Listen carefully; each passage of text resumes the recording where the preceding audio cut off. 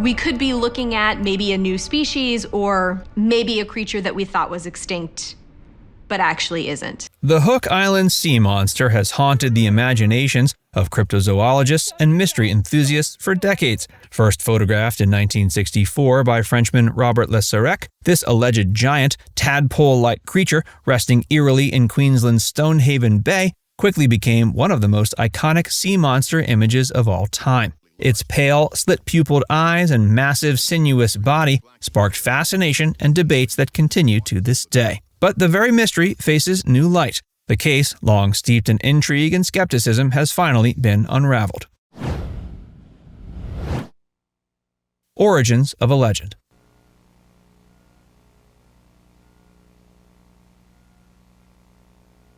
In December 1964, Robert Le Serrec and his family embarked on what was supposed to be a peaceful stay at Hook Island, nestled among Queensland's idyllic Whitsunday Islands. Joined by their friend Henk de Jong, they explored the crystalline waters of Stonehaven Bay aboard a motorboat. Their adventure took an unexpected turn when Le Serrec's wife noticed a strange, immense shape on the lagoon floor. What lay before them resembled a giant tadpole, estimated at 30 feet long. Fueled by curiosity and awe, they took photographs as they edged closer to the mysterious entity. Le Serrec and de Jong eventually mustered the courage to enter the water, armed with a camera, determined to film the strange creature. The closer they approached, the larger it seemed, eventually estimating its length at an astonishing 75 to 80 feet. Initially motionless, the creature gave the impression of being dead.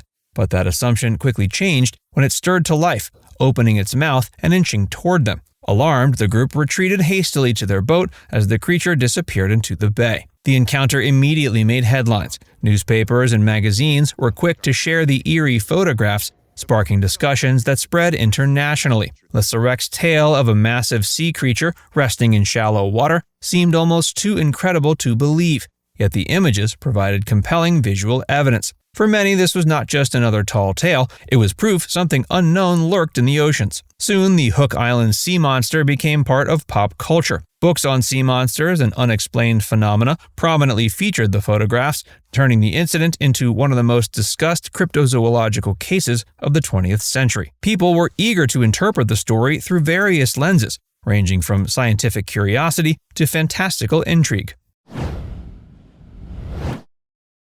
A creature unlike any other. Legends painted a vivid portrait of the mysterious creature. According to Le Serrec, it was predominantly black, accented by brown transverse stripes that spanned its elongated body. Its skin was smooth and appeared to lack any fins or spines. The most striking detail, however, was its eyes. Pale and slit-shaped, they were positioned atop the head, a highly unusual feature for marine animals. This strange eye placement became a focal point for discussion. Unlike known marine creatures, whose eyes are generally located on the sides or fronts of their heads, this creature's ocular configuration suggested something entirely different. Some theorize that it was a unique adaptation for ambush predation or deep-sea living. Others saw it as further evidence of an elaborate hoax. The photographs captured during the encounter only deepened the mystery. One of the most famous images showed the creature stretched along the sea floor, its shape and features distinctly visible. Other photos, taken from closer angles, revealed more intricate details, including the smooth texture of the skin and the pronounced pale eyes. To many, these images appeared to depict a real, albeit unknown, animal. Supporters of the sea monster theory clung to the consistency of these visual details. The images seemed too clear and too coherent to dismiss easily. For years, they were considered by many as among the strongest photographic evidence of sea monsters ever recorded. Skepticism and theories begin to surface. What appears to be a massive sea creature that resembles a terrifyingly large tadpole. The serpentine creature is dark black in color and can be easily seen beneath the clear waters of the lagoon. Despite the allure and visual strength of the photographs, skepticism emerged swiftly. Experts and cryptozoologists began to critically analyze the details, seeking logical explanations. Belgian cryptozoologist Bernard Heuvelmans, a respected figure in the field, expressed doubts early on. He noted the eye's placement defied normal anatomical patterns seen in marine vertebrates. He did not outright dismiss the possibility of the creature being a real animal. He floated ideas such as a gigantic eel-like fish or an unknown shark species. However, none of these suggestions fit comfortably with the evidence. Eventually, he leaned towards the conclusion the creature was likely a fabricated object, perhaps a sheet of plastic weighed down to create an illusion.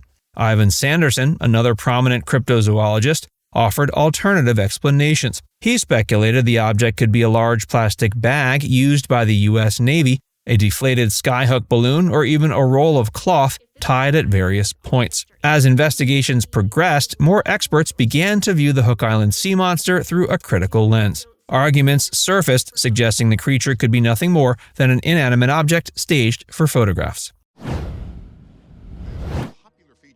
Unraveling the Hoax. There's a creature from the mythology of Australia's Indigenous peoples called the rainbow serpent. When you see a rainbow in the sky in Australia, that's said to be the rainbow serpent traveling from one waterhole to another. Further scrutiny revealed troubling aspects about Robert Le Serrec's background. Investigations into his past uncovered reports of unpaid debts and financial schemes in France. These revelations cast a shadow over his credibility. One particularly damaging discovery was that Le Serrec had previously proposed expeditions designed to yield financial gain, suggesting premeditated moves. The photographic evidence, once hailed as groundbreaking, began to unravel upon closer inspection. Analysts pointed out inconsistencies in the images. Some noted that portions of the creature appeared to be overlapped by sand, as though the material had been deliberately placed to secure a plastic sheet to the seafloor. This suspicion was further bolstered by the discovery that film footage supposedly taken during the encounter revealed nothing noteworthy. Heuvelmans, revisiting the case, eventually dismissed his earlier biological theories and settled on the idea of an elaborate hoax. His conclusion was based on a combination of Le Serrec's dubious history and the problematic photographic evidence. Despite the consensus, a small faction of believers continued to hold out hope. The final identification. They didn't spend any time on land, and so they probably wouldn't be in shallow water like this. So I don't think this is some kind of a living, predatory animal that we think of as prehistoric. In the years that followed, further evaluations only solidified the prevailing view. Darren Naish, a modern paleontologist and cryptozoologist, revisited the case with fresh perspective and thorough analysis. His conclusions left little room for doubt. Naish highlighted the staged appearance of the photographs and the implausibility of any biological explanation fitting the creature's form. According to Naish and other contemporary researchers, the most likely explanation was indeed the simplest: the Hook Island sea monster. This conclusion was supported by decades of accumulated evidence and expert analysis. Comparisons to natural animal forms further debunked alternative explanations. Shoals of fish, despite forming temporary shapes, could not maintain the precise, rigid outline seen in Le Serrec's photos. Proposals involving giant eels or sharks fell apart when considering size limitations and body shapes inconsistent with the photographed entity. Legacy and fascination. It's a very clear image, and the fun thing about it is your brain can't quite make it out. It's hard to tell what you're looking at, and that's where a lot of the mystery comes from in the Hook Island sea monster image. Social media, and in discussions about the world's greatest mysteries. Even skeptics admit the photographs are compelling, their clarity and eerie composition contributing to the story's enduring presence. Now it's time to hear from you. Do you think the Hook Island sea monster was one of the great hoaxes in cryptozoology, or is there still room for doubt? Let us know in the comments section below.